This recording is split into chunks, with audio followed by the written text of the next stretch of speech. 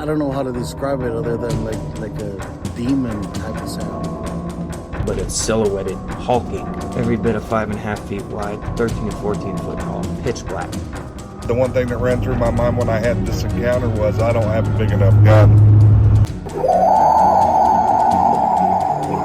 Your host, two-time witness and field researcher for more than 40 years, William Jevning. Welcome to Creek Devil. Fellows, I guess we got a lot of questions built up, so Tom, I'm going to have you go ahead and give us the first one since you said we had a pretty good list.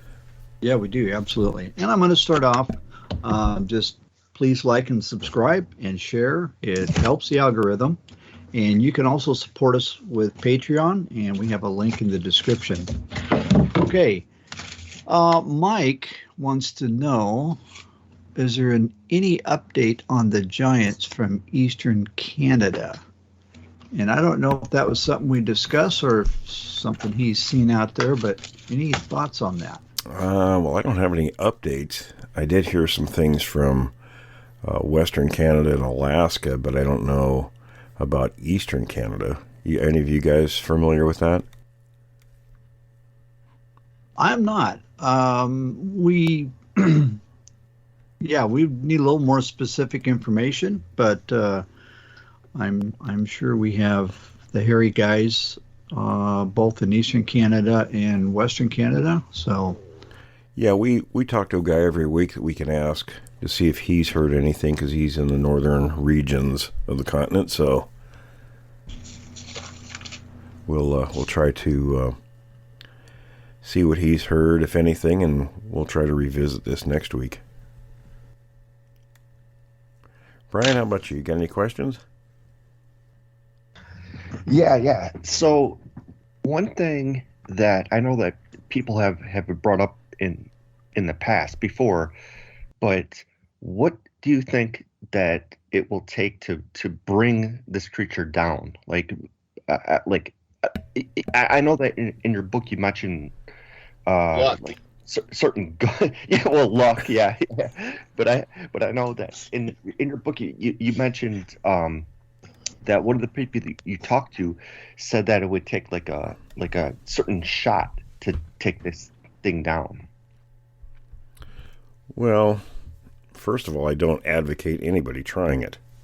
And the main reason for that is you're going to have to deal with the rest of the group. Yeah, these creatures are never alone. So if you try to shoot at one, you got problems with the rest of the group. And the groups are anywhere from 4 to 6 individuals. Average size could be larger. Tom and I have an area right now. There are 15 of them in that area. So not a good plan. As far as actually doing it, good question. I don't know. Milo, what do you think? Well, I don't go anywhere without my M1 tank. Tom, what are your thoughts? Yeah, I like Milo's idea, an M1. I thought he was going to say M1 Garand, but no, it's kind of like the Jaws. I use Jaws. You need a bigger bolt, right? So if it's anything less than an aircraft carrier, I don't go. Good point. But Milo, I got to ask you: do you still have that tent from back in the day? Oh, that was even mine. I think that was Will's or Scott or Paul's. It wasn't mine. It had to have been Paul's then. Yeah, most likely. I'm surprised he could even carry it. No, I'm kidding. He didn't carry it. We used to carry it. We did. You and I were the pack horses, I think, most of the time on those trips. Yeah. Well, for me to say, or to go back to hunting one down, I guess you want to say, I really think you would have to really know your terrain. If you're going into places, you're not going to, I would say you have to be acclimated to the place you're going first. I wouldn't recommend campfires and that kind of stuff. You're going to be basically just eating off the land to even be equal to it, but you're not ever going to be equal to it.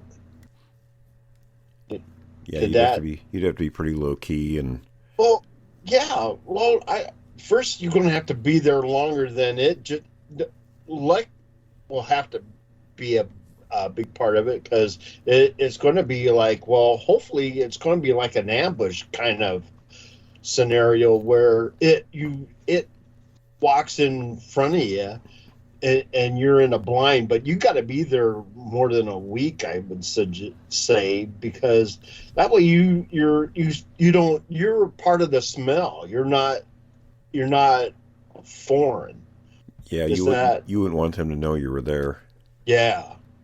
And then it's like what Will said too. He's not going to be by himself, so you better have a pillbox, dude. Hey, Will, can I ask a question real Sure. quick? Because I know that we have talked to Milo before, but I've never actually seen him in person. So this is really cool. And didn't you say that? Well, you talked about this in your first book. Didn't your first experience take place on the railroad tracks and then you talked to Milo's dad, right? No, that was John. That was John. Oh, I'm sorry. Yeah, Milo came didn't in come into the later. group till a few years later after that. Yeah, like 9th, 10th grade. Yeah, we were in junior high when that happened. Yeah. That's still like a really cool story. And just for our new listeners in this new year, can you tell us a little bit about that story, that when you first saw the railroad tracks and then you met John's father and your whole experience in that? Well, just briefly, I mean, Mark and Milo, you knew Marg Pearce. Oh yeah. Mark came over to spend the weekend, and this was December of '72. It was snow on the ground, so there wasn't a whole lot to do on our farm. So we figured, well, let's go over to John's house because he was the closest, and we were all spread out pretty good in that area, all of our friends. So John was the closest one. He was probably, I don't know, what do you think, Milo? That's probably, as a crow flies, maybe a quarter mile away. But from your house, from my place, yeah. Yeah. So we walked down the road. From my place, I would have to. It was like 20 miles. Yeah, you were quite a ways, but that's the way it was. I mean, that area was spread out. Everybody lived far apart. So we decided to go over to John's house, and we figured, well, maybe the three of us would figure out something fun to do for the day. And we couldn't find the trail in the woods because of the snow.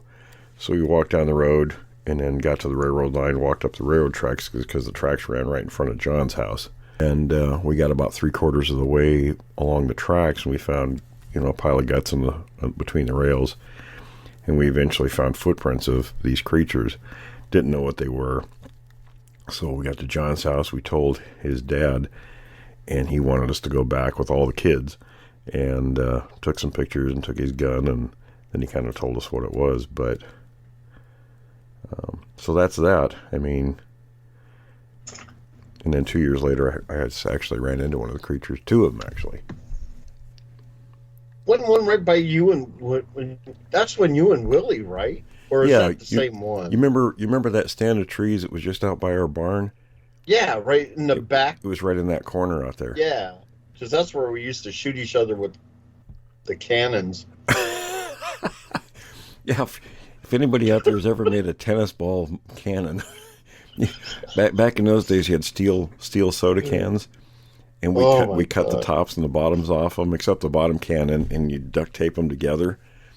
And then you could put lighter fluid in the bottom one and stuff a tennis ball on the top and light it, and it would fire.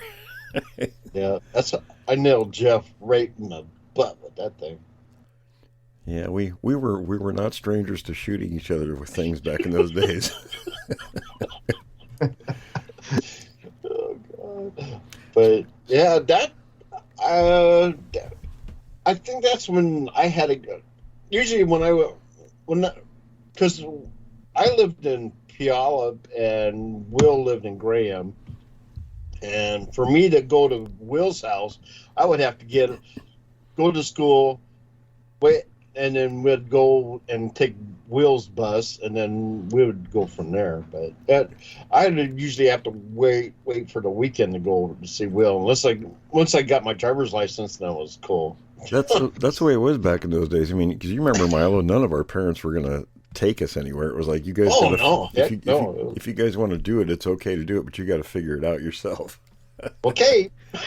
So we did. Yeah. It was like, man, I was like, thank God we got our driver's licenses. Then it got a little bit more. Then it got a little bit better. Yeah. Tom, what do we got? We know we got a lot of questions. All right, yeah. So Renee wants to know, I was wondering if one species of Bigfoot is taller than the other, and is there one area of the country that has more sightings than the other? Two very good questions.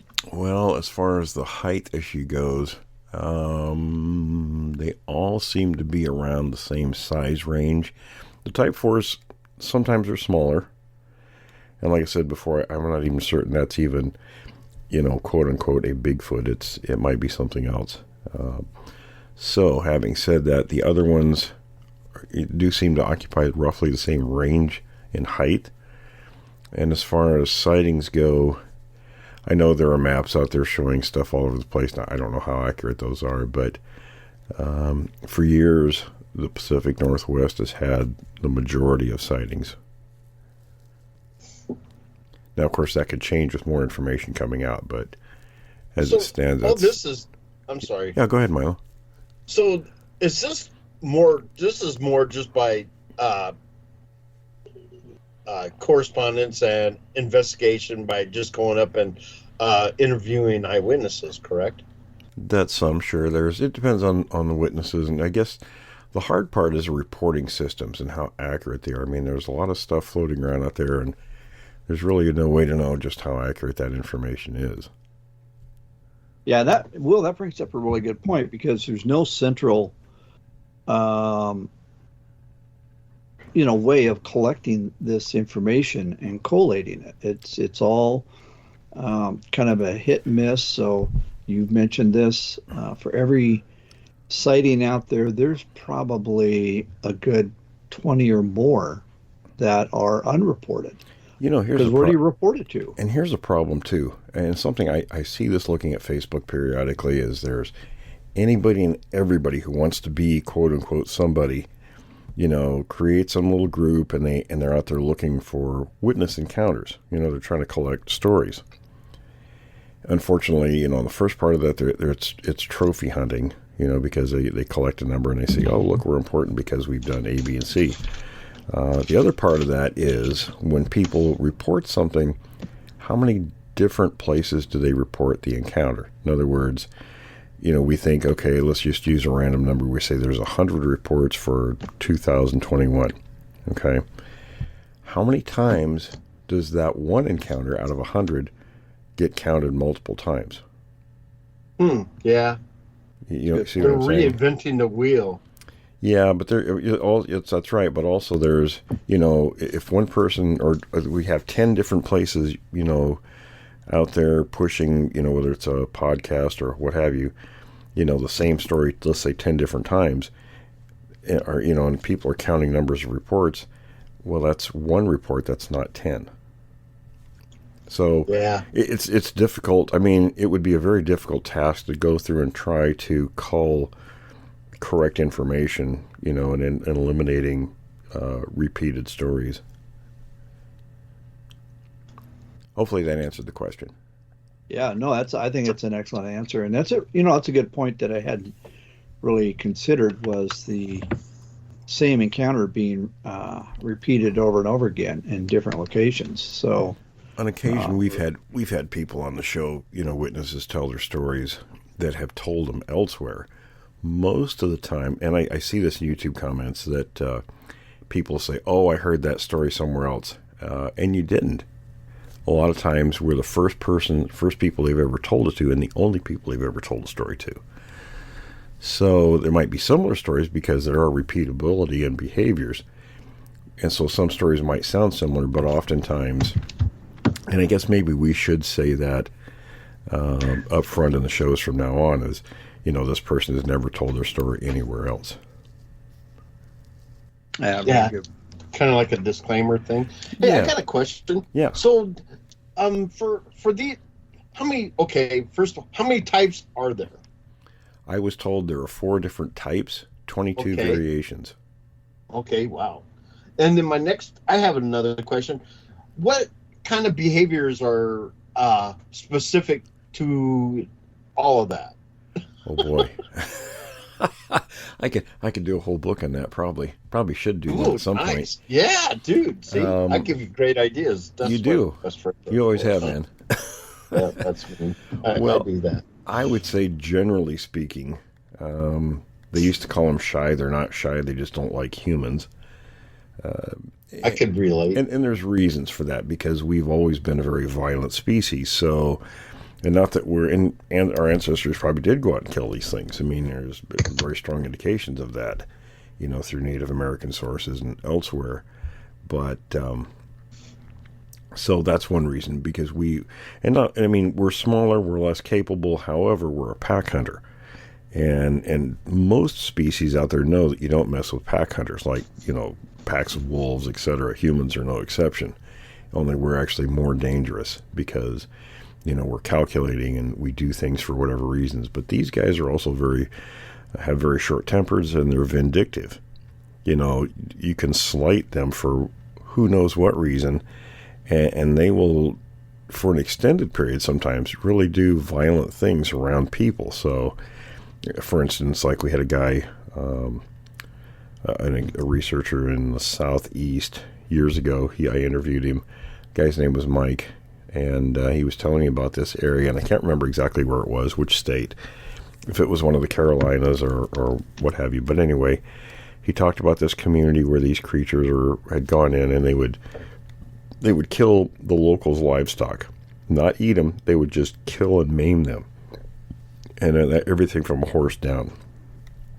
And nobody ever knew the reasoning why. So, but I've heard that numerous times elsewhere. So, they got short tempers, they're vindictive, secretive to the point because they don't want to be around humans. When they are seen, it's probably for a very specific reason. They're allowing themselves to be seen. It's not accidental. So, that's kind of a ballpark window on behavior. So, I mean, you could go into lots of individual things, but that's sort of a ballpark idea. So Will, why would they kill animals and just not eat them? Like what's their mindset? It's probably psychological warfare. It's a demonstration. They're letting the locals know they're ticked off. When who knows why?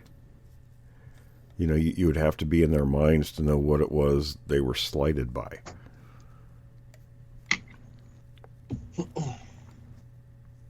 Yeah, it's kind of interesting. You've got the innocent bystanders, which is the livestock and the animals you're killing for reasons known only to them. We don't understand. Yeah, I mean, I remember him talking about one of the horses that were found, and its spine was bitten clean through by one of the creatures. Jesus. So, I mean, just the kinds of things that were going on were incredible. And nobody ever knew what happened, why they were doing it. Wow. Hey, we got a question from Tony in Australia, and thank you, Tony. We're picking up a lot more of an audience from Australia, so that's great. Tony wants to know, and I've seen this video. There was a guy named Mike Woolley who had an encounter with the Bigfoot, and the thing that got me, and Will, you're probably familiar with this guy. He was... Yeah, I knew Mike. Okay, all right, yeah. And the interview with him, if you read, body language and facial gestures, this guy was being truthful. He actually had an encounter with one of these things. Yeah, and was quite terrified. Yeah, he was, very much so. I'm sorry. I know. Why wouldn't you be? I know I was. You're right. Well, Miley, your reaction is a good one, because anybody who has actually encountered one of these things, you know, as opposed to people who have the flowery, oh, it was such a wonderful experience. Tree huggers. Yeah. Go hug. Well, I think they've invented those encounters in their minds. And I've actually met people that did that, you know, they were honest to themselves.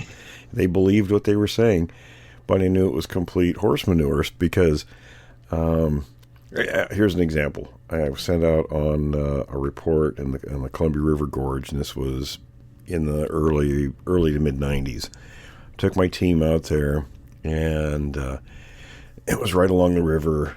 And we talked to the lady of the house, and she took us out. They had an apple orchard, and she sat down under one of these trees, and I asked. I said, "Well, are there any signs of the creatures? Did they leave tracks?" So I kind of wanted to figure out how many individuals there were, sizes, what direction they were coming from, where they were going to, all that stuff. And she sat down. She says, "Oh yeah, you can see them everywhere. If you sit down here for a few minutes, they'll just start appearing."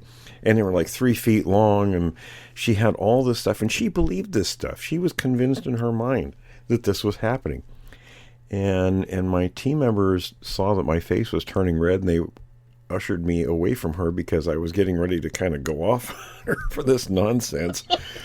And what had actually happened was there was a graduation party for her kids, and so a bunch of teenagers were there, a big crowd of them. And several of the teenagers had walked away to have a discussion, and this creature come walking up to them, scared the heck out of them. And there had been a line of tracks right along the waterway, but the tide had come in, so the river raised, and it does in that area, and the tracks were washed away. But the kids were the ones that had the experience, not the mother. So until you investigate a little bit further sometimes, but the point is people, you know, like that, they're prone to making things up, and they're not doing it on purpose. She believed this in her own mind, and I don't know what psychology was involved with this particular person, but I think it does happen sometimes out there. And Will, let me just say too that you've talked about this before, but context is really important. So you have to investigate the whole situation and everything that's going on. That's right. If I hadn't looked deeper into the context of that situation, I would have just walked away and said, "This is nonsense," and written it off, when in fact there had been a legitimate encounter there. Tom, you had questions? So Milo, don't hold back. How did you feel when you saw that thing? And I needed a bigger boat. I think you might have needed your underwear changed too. Oh, dude, I swear that was Jaws reference. Was that? I wasn't in my yellow rain suit, was I? I don't remember if it was there. It was no. We were in. We were just wearing jeans and our regular shirts. I do. do. There was one place. I do remember you caught some serious air jumping it up though and screaming. And that was Milo, fun. what was your experience or level of belief towards the creatures prior to seeing the thing? You know, I'm open-minded. I would like to say that when Will told me, well, I first met Will when I think we were in some English literature class or communications or something, and we all had to take turns talking. And when Will came up and started talking Sasquatch and Bigfoot, you know, I was like, huh, you know, He thought this guy was a nut. like. Oh, no, I wouldn't go that. No, I was like, cool, but at the same time, yeah, okay, this is crazy crap. It's kind of like ghost stories or whatever. So I really did it, but two things started to stick out because about that same time there was the Roger Patterson film that came out, and they did that, and we went to the Parkland Theater. I watched that, and I was intrigued after that. Then I started to hang out with Will a lot more. Milo came up to me after that speech, and he says, "Is this crap real?"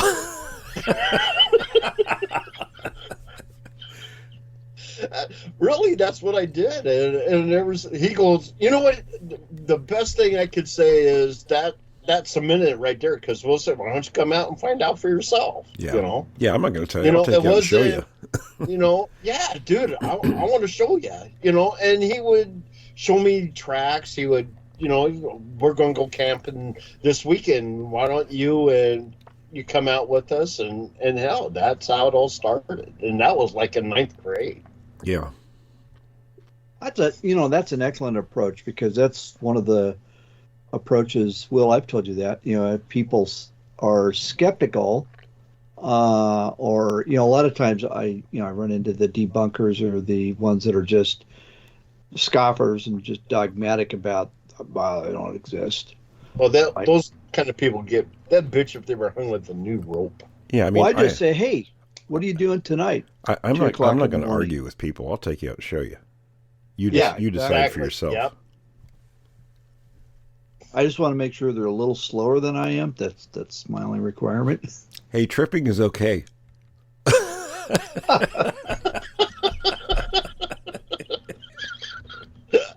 Yes. Okay. I'm joking, of course. Yes. Maybe. I'm not.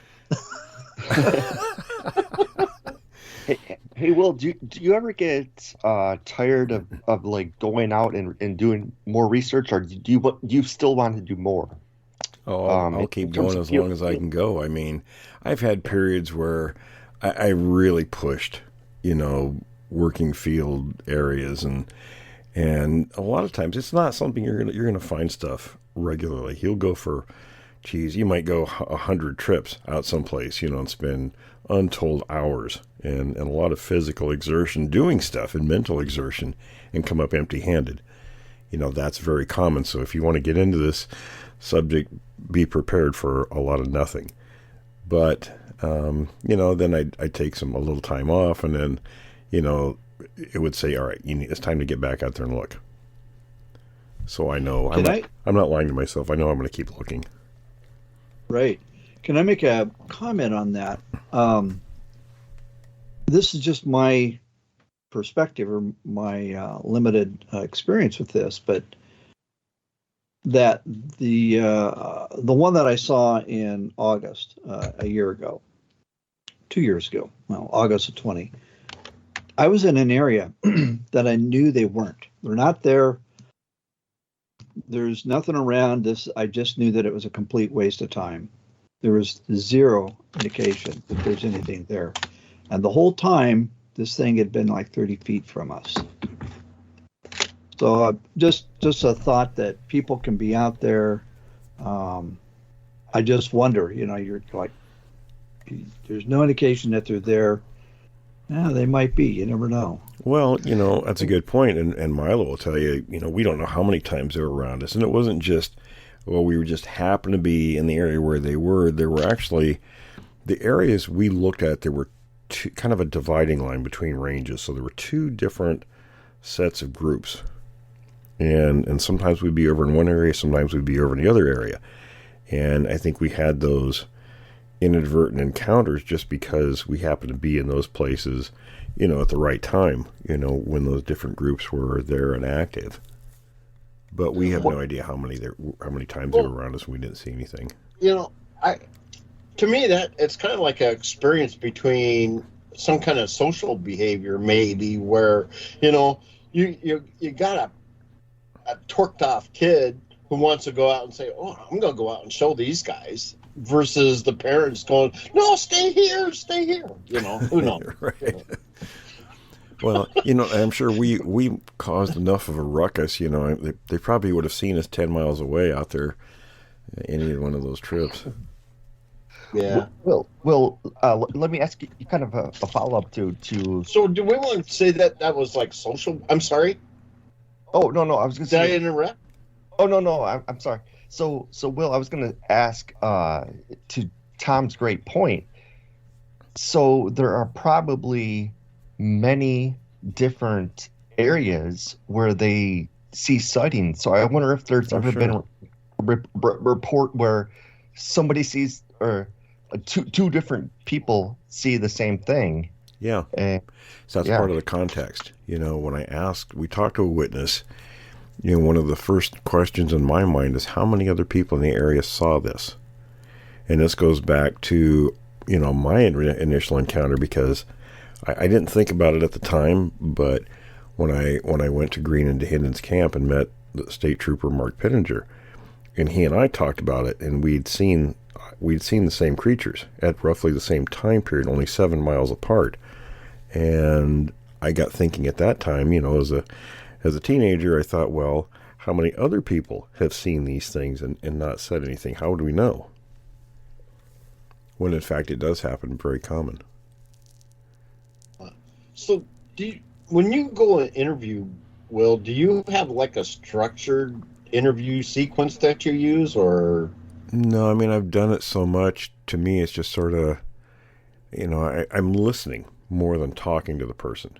I have that. I want them to tell me in their words. Because see, if you come up with a structured interview, okay, and people hear that, from a psychological standpoint, it can be in the back of their mind. So then when they're answering your questions or talking to you, some of that sequence is already in their mind. So I want to hear it in their words. I want to hear what their mind picked up from that encounter. And then afterwards, I'll fine tune what I want to know about that. Sometimes I don't need to know anymore. Sometimes I just listen and they say everything that actually occurred. You're basically asking for their story. I want them to tell me in their words, from their perspective, from their frame of reference, what they experienced. I like that. Yeah, it's kind of like my encounter with Paul. Yeah. I won't go into that. I know about those encounters.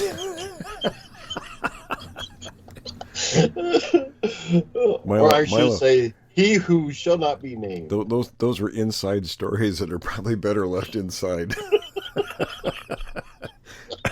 It's in the book. Well, some of it is. Sure, I left the juicy parts out, though. Tom, you know about some of those.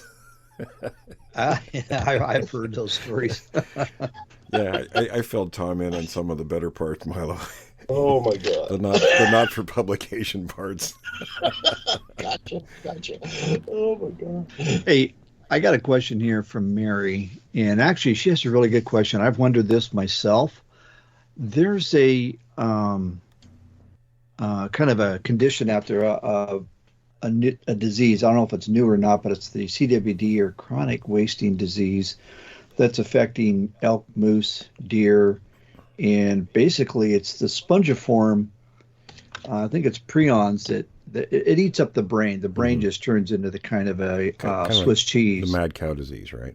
Mad cow disease, and it's gone from cows to deer, elk, and moose now. And so Mary wants to know, do we think that Sasquatch could tell the difference between one that is suffering from this condition and one that isn't? And if they did eat one with this condition, would they now be, are they going to get this, is going to transfer to them? Well, animals. Kind of a medical question. I guess I'd have to talk to some people who I know that are, medical professionals. We have a guy in our group that's an MD and cancer researcher, so I can ask him. But and Katie, everybody, some people who listen to some of the older shows. Katie's very busy right now. That's why he hasn't been on in a while. But where he's practicing, he's kind of overloaded. So that's why we haven't had him on in a while. But I can ask him. He would have some pretty good knowledge about that. Animals like deer and elk and all them are basically kind of related species. So I could see how that would, jump from one to another. But, going from that to primate species, I don't know. I kind of think it's unlikely, at least at this point. Yeah, and I think, actually, if you want to broaden the question a little bit, you would say, well, hey, our current... We can't actually say the word, so one of the YouTubers out there refers to the current pandemic as My Sharona. It doesn't get dinged by YouTube that way. Right. But you wonder if some of the maladies that we have as humans, if that ever got transferred to these creatures, it would turn into something really nasty. Well, here's the thing. I mean, predators will often target the sick animals that they prey on, and it doesn't seem to affect them. I mean, it's kind of nature's way of getting rid of those individuals. So I kind of suspect it doesn't. And these things are pretty robust. I mean, I've seen where they've eaten garbage, and we know they eat garbage. They routinely go to dumpsters and garbage piles, and it's what's out there. It's whatever's food availability is out there is going to attract them. So they got to be pretty tough to be able to go through that kind of stuff and eat out of it. They're dumpster divers. They're dumpster divers, and there's a lot of germs in that stuff. So they got to be pretty tough to take that. Yeah, just real quick on the dumpster diving. I used to live in an area years ago when I was a young man. I lived in an apartment. Summertime, you'd go out to the dumpster, and that thing was rank. You'd throw your garbage in there and get out of the way as quick as you can. Mm-hmm. I threw it in one time, and a bunch of cats came flying out of there screaming. Oh yeah, sure. Yeah, any predatory animal will go and eat garbage. Well, isn't it more like opportunity or opportunity? Sure. It's and something that weighs 800 pounds. I mean, how does it sustain that? Look, I know they got to be grazing like all the time, right? Well, they eat, but think about it. Now, I'm working on this on the current book right now. Okay. And I'll give you one example. Like, deer meat per pound is worth something like 712 calories per pound. And a deer will weigh on average around 150 pounds. So if you do the math, one deer per day will sustain 7 of these creatures because they need about 15,000 calories a day to survive. So it's very feasible. And they eat everything. Everything, including garbage. Ooh, cool. Humans. Sometimes. So don't be the Happy Meal. I guess it's not really a Happy Meal if you're on the receiving end of that, or on the giving end of that. That's why they make monster movies, dude. Well, yeah. Don't be the slow one. Don't be the slow guy. That's what we say. And tripping is okay, remember? Yes, tripping.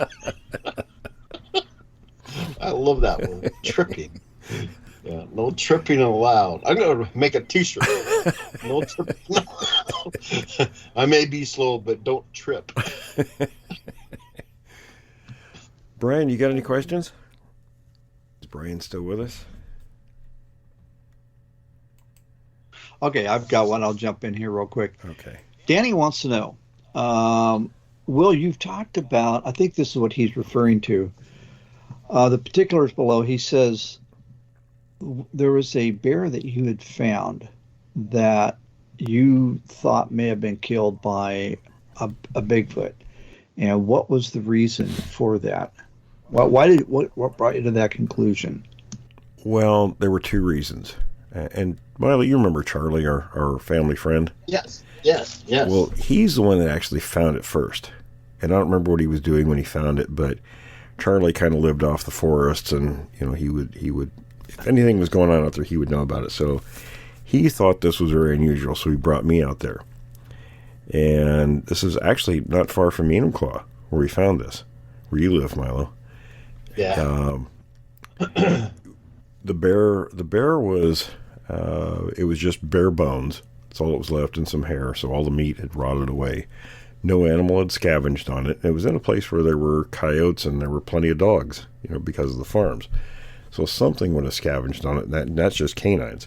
We're not talking about all the small rodents and things that would eat a dead animal, but nothing had touched this bear.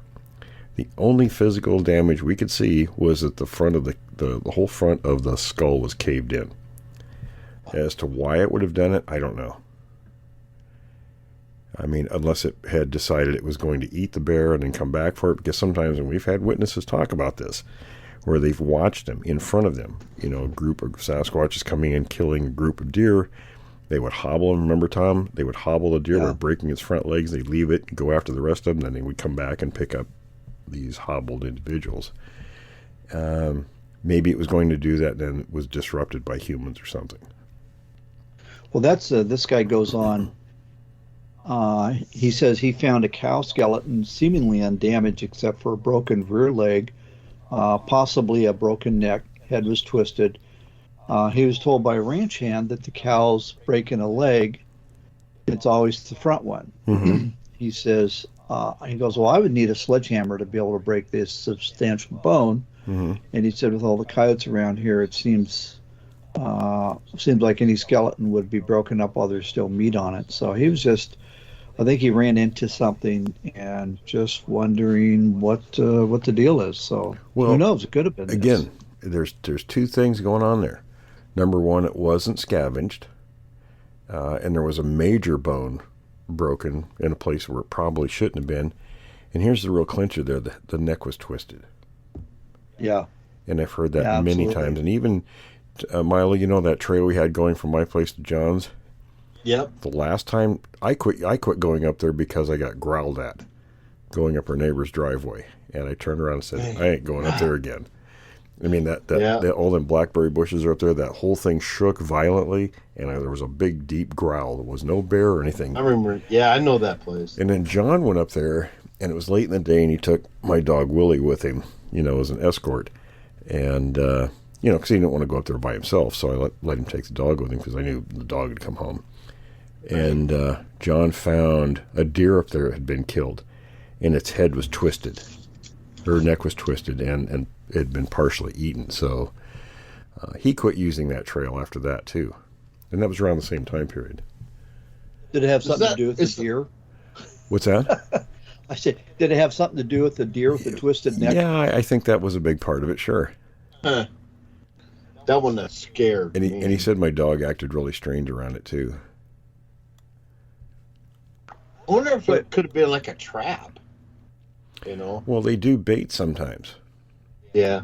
Or it had just happened. Well, it could have just happened, and then, John's approach, maybe, the creature wasn't that far away. Maybe it hid itself, and then took the deer after John left. I don't know. Nobody ever went back to look. But that's just an example. I've heard this numerous times.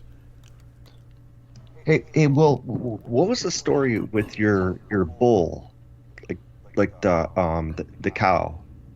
Which one?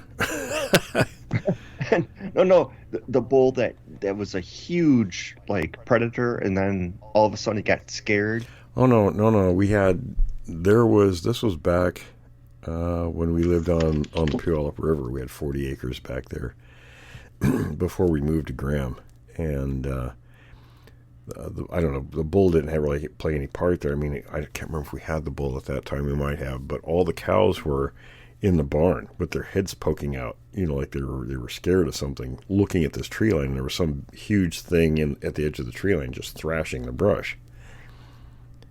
And the cow shouldn't have been up in the barn that time of day.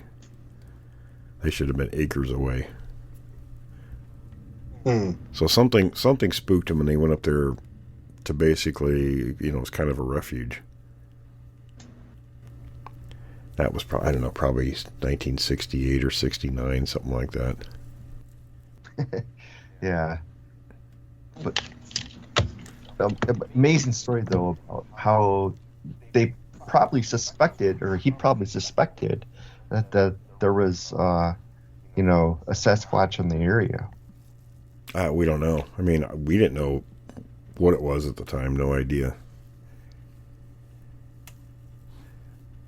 But what was it at the same time period that you had your first experience? Or? No, it was a few years before that.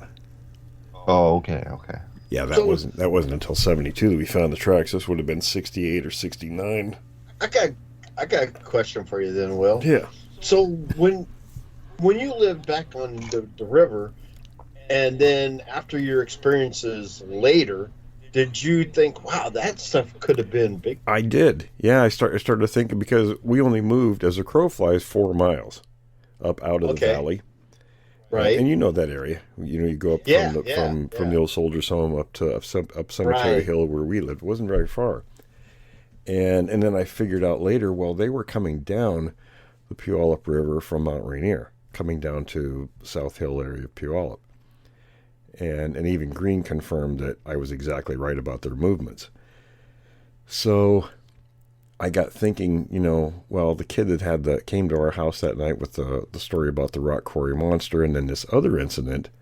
Yeah, I remember that. That's when, yeah. I got thinking, well, shoot, I wonder if that's what was going on. Maybe these things were coming through at that time because they would have come from that direction.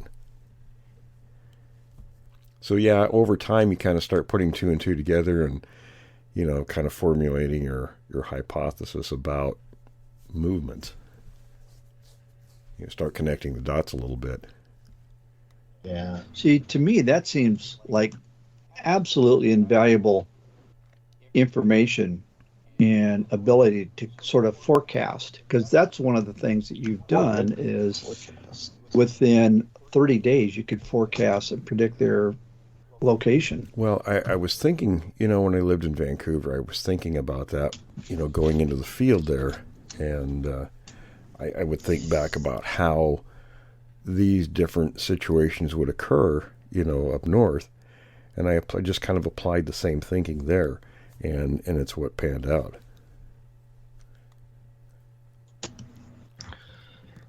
Will, one follow-up question to that is how difficult it is to track these creatures. Like, do you use GPS or? Well, you're not going to be out. And people said, "Oh, you couldn't possibly have tracked him for 12 years." Well, he wasn't out in the woods following footprints for 12 years. Okay, so anybody who thinks that is incorrect. Like Tom just brought up, there are things that go on in areas, like in my experience as a kid, and the stuff that was happening in that location where we lived there, and then in Graham later. You start connecting the dots where these different odd things that didn't fit anything else were going on. In other words, the rock quarry monster, the kid's description had to be a Sasquatch, right? Because it was this giant man-like hairy thing that was coming after him. And then the other one, we didn't see it, but the bear wasn't there. There had been a bear in that area a few years before, but there was no sign of it after that. I mean, my dad and family friends and everything went out and hunted it. I went with them, in fact. And all that commotion, I'm sure, scared it clean out of the country because there was never any sign. And there was plenty of soil that would have shown bear tracks in that area. And I was out there all the time as a kid. I never saw any bear tracks. So whatever was doing that to the brush was not a bear. It was too big. And just the way the trees were being thrashed back and forth, I mean, they were violently going left and right. You'd think the things were practically made out of rubber the way they were bending. But, so, I mean, I kind of put that in the same category because it was an unknown and it wasn't anything that we did know. And it certainly wasn't a deer doing that. It was way too large. Too much brush was being thrashed. So I lumped it in the same grouping. So what you do is you start putting these puzzle pieces together. And then if you're fortunate, a pattern appears. And in Vancouver it did. So I was able to predict movement, on a 30-day basis. That thrashing, I don't know of any, that's very unlike a bear to sit in one location and try to intimidate by thrashing brush back and forth. Yeah, I mean, I could see and even if they were trying to get some kind of food or doing something, it wouldn't have been that fashion. It would have been pushed over and doing whatever, it wasn't.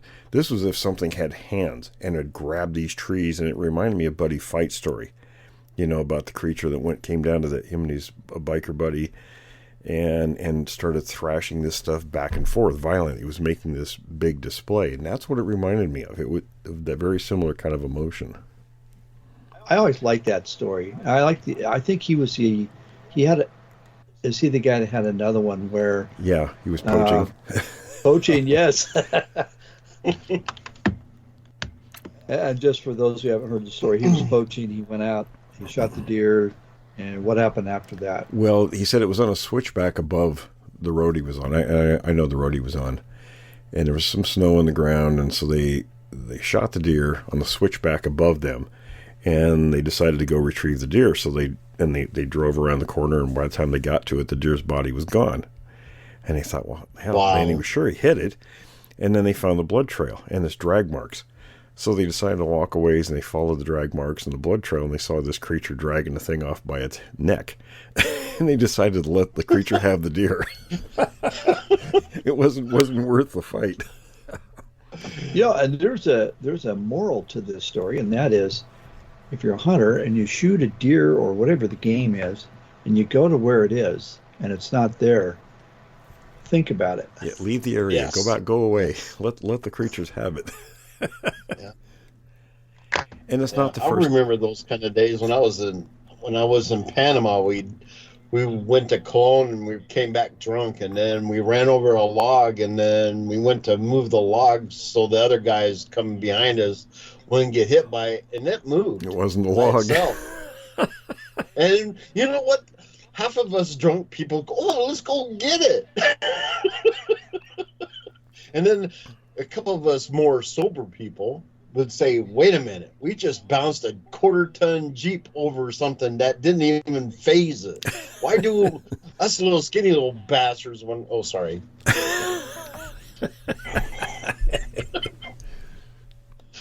Oh man, those are the stories, right? This is the PG version.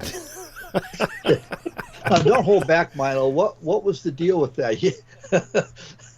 Oh, we just, we came back from Cologne, Panama, and during the time when we still, had operation of the Panama Canal, and we went into the city, and then came back to our camp, and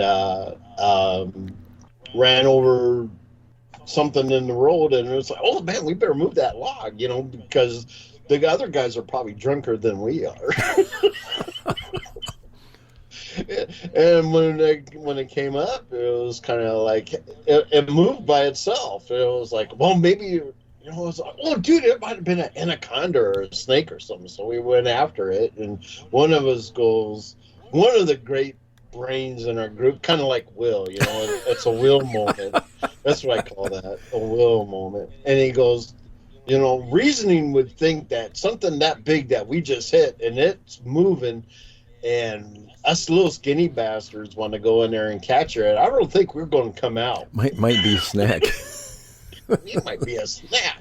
So yeah, that when I hear that about deers being gone after you shoot it, it's like that kind of brings me to a Will moment. Yeah, it's time to leave. Let the creature have it. Let the creature have your kill. Hey, you can definitely have that. And it's not the first time I've heard that happening. And even John Green has some stories in his books about, there's one of the first ones I read, I remember years ago, was, I think there was two guys on horseback. I think one was a geologist. I can't remember what the other one was. And they shot a deer near this tree line. And moments later, this creature comes out, grabs the deer, and walks back off into the timber, to their shock. So it's something that does happen. Will, let me just jump in here real quick and say that I think that your point is correct, and I think that sometimes we think these things love the taste of deer, but sometimes it's just about calories, like you said. I mean, they have so much calories in their meat. Yeah, I mean, there's enough out there to sustain them, way more than enough. And I think the figure I read recently on the deer population, I think it's nationally, was something like 30 million deer. So, and that's just deer. There's lots of animal species out there, so they have lots to eat, and they supplement their diet with vegetation and garbage, and and not just that, they come around suburban areas and they eat animal food and the pets. Yeah, pets. Yeah, they do. Yeah. They do. Yeah. Well, we just had two cougar things, right, down the street from us, down in either Buckley or it's Sumner. Yeah, those animal populations are increasing too, and they're getting bolder because people don't go out and shoot things anymore like we used to.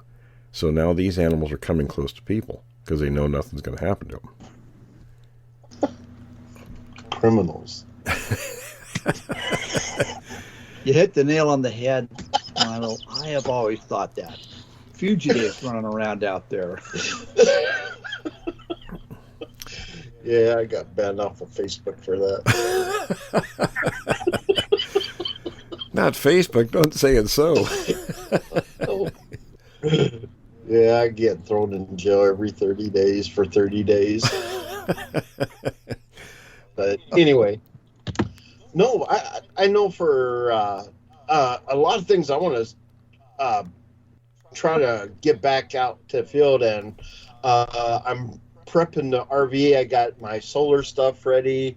So my question to Will is there a preference to terrain?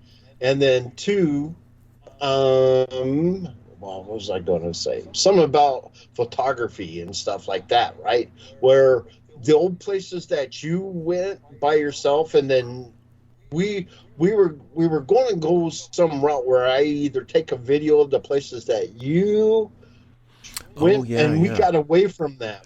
Yeah, something actually, I was waiting on from you, and then we got sidetracked. Yeah, but there were some places that you wanted pictures and video of. Yeah, there is actually, and then somehow we got away from that. Yeah, my friend Adam's got a list of things he'd like to have. If you could go to those places and shoot some video, that'd be great. That stuff down, or you can tell me later. Or yeah, I'll text you the information. Okay. Yeah, but I know that would be a huge help. Yeah, absolutely. And I'll get Scott, and he'll get me off my lazy, procrastinating butt. Ooh, I was going to say a nasty word. Well, we got a few minutes left, so Tom, Milo, Brian, do we got any more questions we'll give the listeners out there? Yeah, I have some, but we can save it for next week. If, no, go ahead and dive in there. How about it? I like this. I feel like I'm a part of a group. Yay. Actually, Milo, we wanted to ask you, formally invite you if you wanted to come on every week with us. Heck yeah. Okay. I'm here, dude. All right, good deal. I'm invited. I'm a part of the group. You are Cheese part of the and group. crackers. You want me to do my happy dance? Yeah. Oh, so Milo, like, it's great to welcome you. That's awesome. Thank you. I like it. Well, we're just about out of time, fellas. Any last thoughts or comments or questions? Just get back to me. I'm sorry. No, I was going to say, welcome aboard, Milo. Good to have you. Yeah, I like it. But no, Will, get back to me about the pictures, videos, and that kind of information that you want. Yeah. And then I'll be happy to go do that. Okay, cool. Yeah, I got a number of stuff, and I'll give you Adam's contact information so you can send the stuff directly to him. Oh, okay, cool. Brian, Tom, anything final from you guys? I just want to say I really enjoyed today's discussion, and Milo, good to have you here, and so that's it. Thank you very much. Good, a lot of good questions today. I liked it. That was pretty well. I liked it. I enjoyed it. Yeah, love to have you on, Milo, because I wrote a whole screenplay and you were involved. But oh boy. Who's playing my part?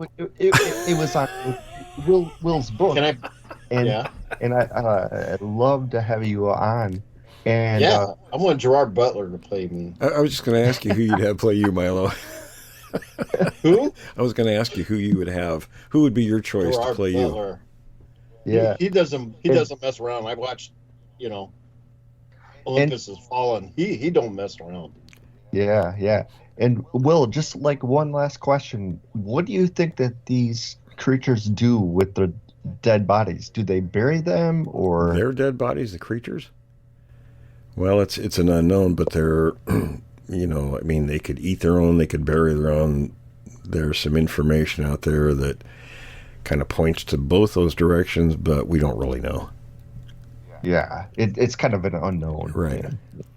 Yeah.